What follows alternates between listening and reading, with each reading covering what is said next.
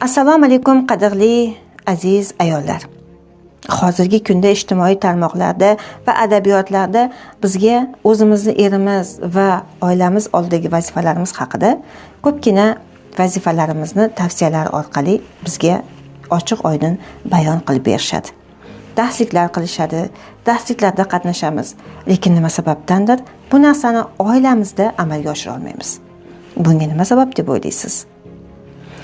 Chunki biz o'sha vazifalarni qilayotganimizda miyamizda boshqa insonlar bilan kurashamiz.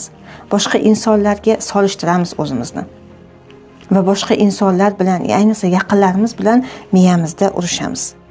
Chunki aytasiz, qanday qilib men yaxshi gapirishim mumkin turmush o'rtog'imga, yaxshi suhbat qilishim mumkin turmush o'rtog'imga, chunki u menga g'azabini sochib ketdi. Endi qanday gapiraman? Va boshqa narsalarni ro'kach qilishingiz mumkin. Sizda ham shu muammo bormi? Siz ham hamma narsani bilasiz, lekin amalda qo'llay olmayapsizmi? Unda izohlarda xotirjam deb yozib qolding. Assalomu alaykum.